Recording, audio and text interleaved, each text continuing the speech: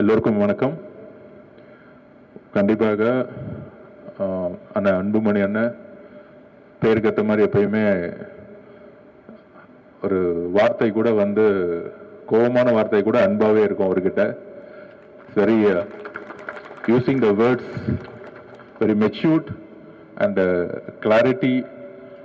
அவர் வந்து ஒரு பொலிட்டிஷியனே சொல்ல முடியாது. எப்பயுமே பேசினா வந்து வாட்டர் இரிகேஷன் பற்றி பேசுவார், டெவலப்மெண்ட் பற்றி பேசுவார். ஸோ நெக்ஸ்ட் நியூ ஜென்ரேஷன் லீடர்ஸில் ஒரு முக்கியமான, தமிழ்நாட்டில் ஒரு முக்கியமான ஒரு ஆளுமை. ஸோ என்னதான் பொலிட்டிக்கல் ஸ்டாண்ட் இருந்தாலும் எங்களுடைய முதலமைச்சர், எங்களுடைய இந்த லீடர் சீஃப் மினிஸ்டர் விஷன், நேற்று தான் ஸ்போர்ட்ஸ் மினிஸ்ட்ரியோடைய ரிவ்யூ மீட்டிங் முடிஞ்சிச்சு. சொன்ன எல்லா விஷயத்துக்குமே எஸ்ன்னு சொல்லிட்டு கோவட்னு சொன்னார். அந்த மாதிரி ஸ்போர்ட்ஸை விரும்பக்கூடிய ஒரு சீஃப் மினிஸ்டர் ட்ரக்ஸுக்கு பதிலாக ஸ்போர்ட்ஸை கொண்டு வரணும்னு அவர் கைப்பட எழுதினாரு. ட்ரக்ஸை விட்டு ஸ்போர்ட்ஸை எதுன்னு எழுதினாரு. 3 கிலோமீட்டர் ரன் பண்ணாரு ஸ்போர்ட்ஸ் பீப்புளோட. அதே மாதிரி நம்மளுடைய முன்னாள் ஒன்றிய கேபினட் மினிஸ்டர் அவரும் அப்பையிலேருந்தே ஸ்போர்ட்ஸில் இருக்கார். இன்னைக்கு இல்லை, கிட்டத்தட்ட நான் தமிழ்நாடு ஒலிம்பிக் அசோசியேஷன் செக்ரட்டரியாக இருக்கும்போது ஒரு 10 வருஷமா அண்ணா வந்து இங்கே எலெக்ஷனில் நின்று அசோசியேஷனில் இருக்கக்கூடிய ப்ராப்ளம், டிரான்ஸ்பரன்சி, ரெக்கமெண்டேஷன்லாம் க்ளீனப் பண்ணி இன்னைக்கு இங்கே நேஷனல் வரைக்கும் பிளேயர்ஸ் வந்து ட்ராவல் பண்ணுறாங்கன்னா அஃப்கோர்ஸ் ஒரு குட் லீடர்ஸால் இருந்தால் மட்டும்தான் அந்தந்த அசோசியேஷன் வந்து ஒரு சஸ்டைன் பண்ண முடியும். So as a player daily evening வந்து என்னதான் பொலிட்டிக்கல் ஒர்க் இருந்தாலும் டெய்லி பேட்மிண்டன் விளையாடக்கூடிய ஒரு பிளேயராக இன்னைக்கும் அன்புமணி சார் இருக்கிறார், இன்னைக்கும் அண்ணன். ஸோ அரசியலுக்கு அப்பாற்பட்டு எல்லாருமே ஸ்போர்ட்ஸில் ஜாயின் பண்ணுங்கிறது நம்மளுடைய குறிக்கோள். எங்களுடைய சிஎம்மும் சரி, பொலிட்டிக்கல்லாம் வந்து நெக்ஸ்ட் டெவலப்மெண்ட், அதில் யூத் 55% பாப்புலேஷன் இருக்கக்கூடிய தமிழ்நாட்டில் ஸ்போர்ட்ஸுங்கிறது ஃப்ரண்ட்டில் கொண்டு வந்து நிப்பாட்ட வேண்டிய பொறுப்பு எல்லாருக்கும் இருக்கு. சார் சொன்ன மாதிரி அந்த அளவுக்கு ஸ்போர்ட்ஸை வந்து டெய்லியும் நேசிக்கக்கூடியவர் அன்புமணி அண்ணன். லாஸ்ட் 10 வருஷமா அவருடைய டிராவல் நிறைய விதத்தில் ஸ்போர்ட்ஸில் பண்ணியிருக்கோம். 1994 அப்புறம் தமிழ்நாட்டில் இன்ஃப்ராஸ்ட்ரக்சர்ஸே கிடையாது. மேடம் ஜெயலலிதா மேடம் வந்து அப்போ வந்து சாஃபா நடத்தினாங்க. ஸோ அப்போ தான் இந்த நேரு ஸ்டேடியம் உருவாக்கப்பட்டது, வேளச்சேரி உருவாக்கப்பட்டது, டென்னிஸ் கோர்ட் உருவாக்கப்பட்டது. ஆனால் 30 இயர்ஸாக வந்து பக்கத்தில் இருக்க கர்நாடகா, பஞ்சாப், லூதியானா, ஹரியானாலாம், குஜராத் பார்த்தீங்கன்னா இன்டர்நேஷ்னல் ஸ்டேடியம்லாம் பார்த்தீங்கன்னா அடுத்த லெவலில் அப்கிரேட் பண்ணிட்டாங்க. ஸோ நம்ம இன்னும் இந்த ஒரே ஒரு ஸ்டேடியம், அதுவும் அப்கிரேட் பண்ண முடியாத ஒரு ஸ்டேடியம், இன்டர்நேஷ்னல் ஸ்டேடியம் இல்லை. இங்கே ஒரு நேஷனல் கேம்ஸ் நடத்தினா கூட நம்மகிட்ட இன்ஃப்ராஸ்ட்ரக்சர்ஸ் கிடையாது. இதை நேற்று ரிவ்யூ மீட்டிங்கில் சேம்கிட்ட சொல்லும் பொழுது கேபிட்டல் எக்ஸ்பென்சஸ்னா நீங்கள் கணக்கே பார்க்காதீங்க, இம்மிடியட்டாக அதுக்கான ஒர்க்கை ஸ்டார்ட் பண்ணுங்கன்னு நேற்று அந்த அளவுக்கு சிஎம் அவர்கள் அப்ரூவ் கொடுத்தாங்க. கூடிய விரைவில் பட்ஜெட்டில் கண்டிப்பாக மாண்பு முதலமைச்சரும் சரி, ஸ்போர்ட்ஸ் மினிஸ்ட்ரியோட அனௌன்ஸ்மெண்ட்லையும் சரி, அனௌன்ஸ்மெண்ட்டாக இருக்காது. வித்தின் 3 இயர்ஸில் ஒரு இன்டர்நேஷ்னல் கேபிட்டல் ஸ்போர்ட்ஸ் ஹப்பா தமிழ்நாட்டு மாறுங்கிறதை அண்ணங்கிட்ட நான் வந்து உறுதிமொழி கொடுக்குறோம். அதனால தான் ஸ்போர்ட்ஸ் மினிஸ்ட்ரி வந்து நாங்கள் நேரு ஸ்டேடியம் மாற்றிட்டோம். 6 மணிக்கு நான் வந்துடுறேன், 7 மணிக்கு எல்லா அஃபிஷியல்ஸும் வந்துடுறாங்க. So everyday morning 7 to 10 sports மினிஸ்ட்ரியோட ஒர்க் இங்கே நடக்கும். அதுக்கப்புறம் தான் நான் செக்ரட்டரியேட் போகிறேன். ஸோ அந்த மாதிரி இன்ஃப்ராஸ்ட்ரக்சர் இல்லாமல் நம்ம அடுத்த கட்டத்துக்கு போக முடியாது. அண்ணா சொன்ன மாதிரி அகாடமிஸ், செர்பியா போனீங்கன்னா 3000 அகாடமிஸ் இருக்கும். அமெரிக்கா போனீங்கன்னா ஒவ்வொரு ஸ்டேட்லேயும் ஒவ்வொரு கேமுக்குன்னு அகாடமிஸ் இருக்கும். ஏன் கர்நாடகாவில், பெங்களூரில் ஸ்விம்மிங்னு ஒரு அகாடமி, அவங்களுக்கு வந்து கிரவுண்ட் கொடுத்துருக்காங்க, அவங்களுக்கு வந்து அசோசியேஷன் ஆஃபீஸ் இருக்கு. ஸோ இங்கே அந்த மாதிரி எதுவுமே கிடையாது. ஸோ இந்த நேரு ஸ்டேடியத்திலேயே இங்கேயே வந்து ஒரு பெரிய ஒலிம்பிக் பவன் கட்டி அசோசியேஷனுக்கு ஒரு ஆஃபீஸ், அவங்களுக்கான ஒவ்வொரு அசோசியேஷனுக்கும் கிரவுண்டு கட்டி கொடுத்து, அவங்களுக்கான ஆஃபீஸ் கட்டி கொடுத்து, அவங்களுக்கான அகாடமிஸை உருவாக்க வேண்டிய கடமையும் பொறுப்பும் விஷனும் தமிழ்நாடு ஸ்போர்ட்ஸ் டிபார்ட்மெண்ட்டுக்கு எங்களுக்கு இருக்கு. ஏன்னா தமிழ்நாடு ஒலிம்பிக் அசோசியேஷன்ல நான் ஜெனரல் செக்ரட்டரியா இருக்கும்போது இதே கோரிக்கைகளை முன்னாள் இருக்கக்கூடிய டிபார்ட்மெண்ட்ல கொடுத்துருக்கோம். அதே மெம்பர் செக்ரட்டரி தான் இப்பயும் இருக்கிறாரு. ஸோ அதனால அந்த கோரிக்கைகள்லாம், அந்த ஃபைல்லாம் திருப்பி எடுத்து நான் ஐசிடி சார்லாம் போய் லெட்டராக கொடுப்போம். லாஸ்ட் 5 வருஷத்துக்கு முன்னாடிலாம். ஸோ இப்போ அந்த இடத்துல நமக்கான பொறுப்பு வந்து மக்கள் கொடுக்கும் பொழுது ஸ்பீடப் பண்ண வேண்டிய பொறுப்பு இருக்கு ஆக்சுவலா. ஸோ அப்படி ஒரு இன்டர்நேஷ்னல் ஸ்டாண்டர்ட் லெவலில் ஒரு ஒலிம்பிக் சிட்டி சார் சொல்ற மாதிரி எங்க வறுமை அதிகமா இருக்கோ, தருமபுரி, திருநெல்வேலி, தூத்துக்குடி, நாகப்பட்டினம், இந்த மாதிரி இடத்துலலாம் ஒலிம்பிக் அகாடமிஸை வந்து உருவாக்குறதுக்கான நேற்று பெரிய டிஸ்கஷன் நடந்துச்சு.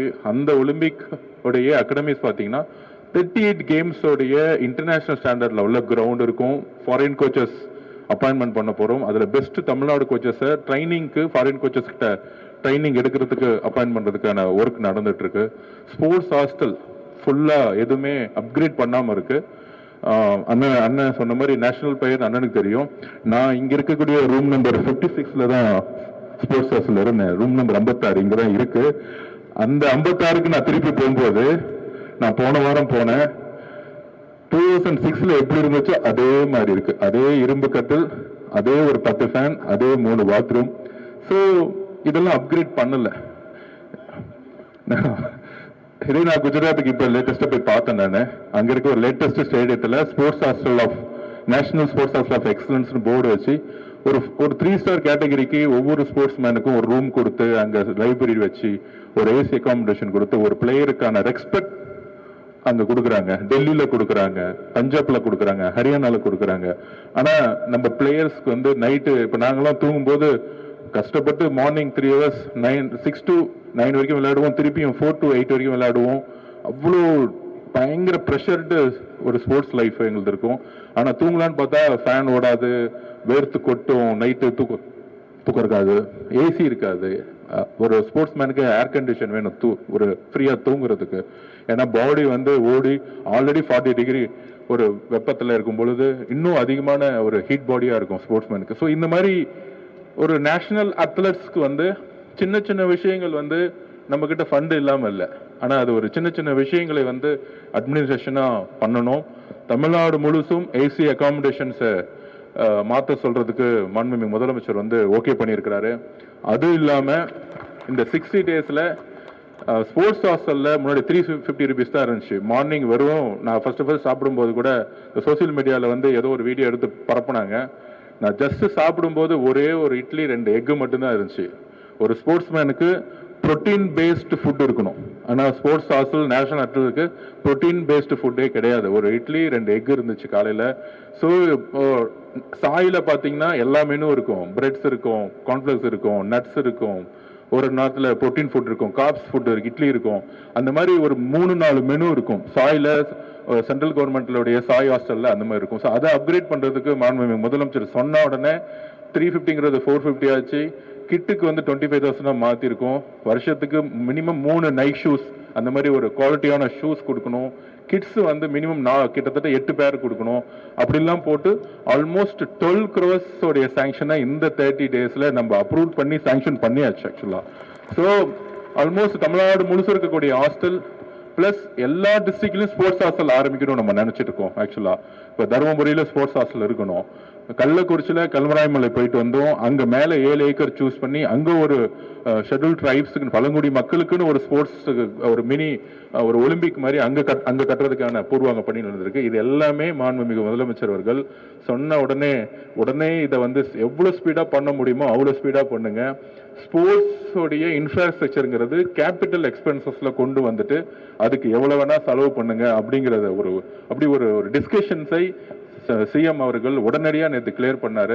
ஸோ அந்த அளவுக்கு ஸ்போர்ட்ஸை விரும்பிய ஒரு முதலமைச்சர், விரும்பக்கூடிய முதலமைச்சர் எல்லா யூத்தையும் விளையாடுங்க, எங்கெல்லாம் ஒரு காலி வேக்கன்ட் கிரவுண்ட் இருக்கும் அங்கெல்லாம் ஒரு எம்ஓஇ போட்டு கிளீன் அப் பண்ணி ஃபெர்டிலைட் போட்டு விளையாட வைங்க, எல்லா யூத்தையும் விளையாட வைங்க, மார்னிங் 6லேருந்து 10 வரைக்கும் நீங்க வந்து விளையாட வைங்க அப்படின்னு ஒரு இன்ஸ்ட்ரக்ஷன் வந்து முதலமைச்சர் கொடுத்துருக்கிறாரு.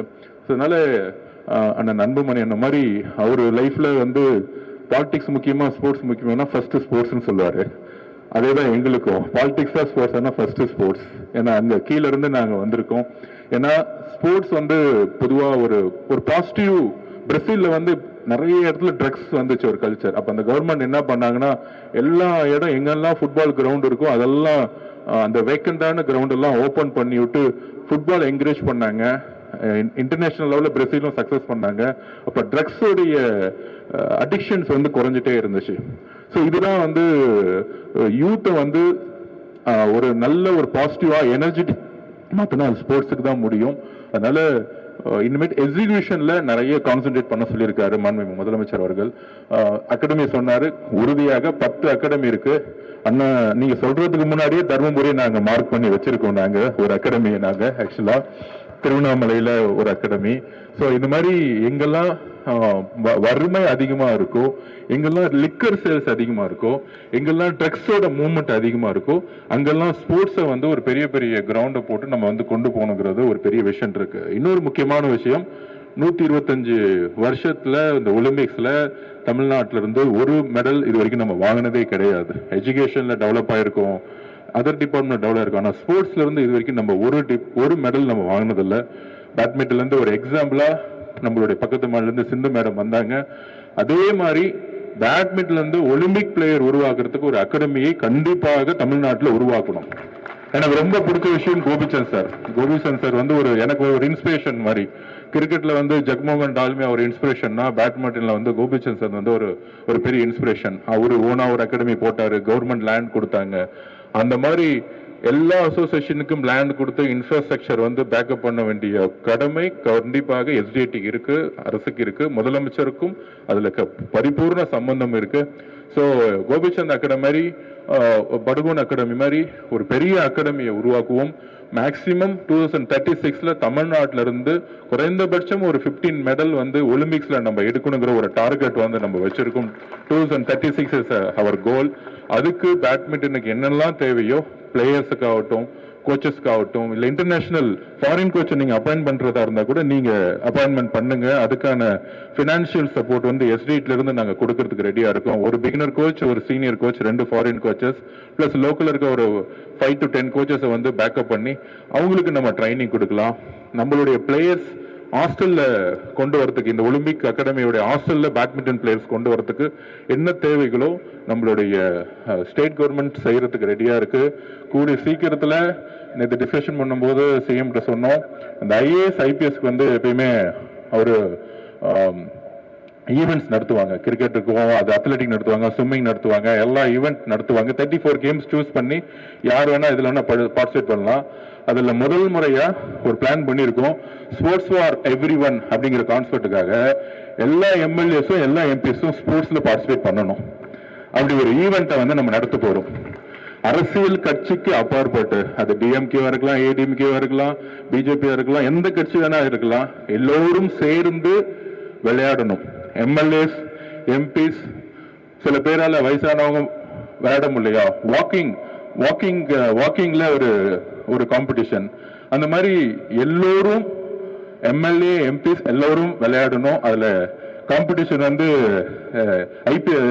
ஐபிஎஸ் அண்ட் ஐஏஎஸ் அவங்க ஒரு தனி அணி, எம்எல்ஏ எம்பிஸ்லாம் ஒரு தனி அணி, ஒரு காம்படிஷன் மாதிரி ஒரு எனர்ஜெட்டிக் தமிழ்நாடு, ஒரு பாசிட்டிவ் தமிழ்நாடு. அரசியல் மேடைகளை நம்ம சண்டை போடுறோம், அது வேற. ஆனா ஸ்போர்ட்ஸ் வரும்பொழுது நம்ம எல்லாரும் ஒன்னா இருக்கணும் அப்படிங்கிற ஒரு விஷன் மாண்புமிகு முதலமைச்சர் அவர்களுக்கும் சிஎம் அவர்களுக்கும் இருக்கு.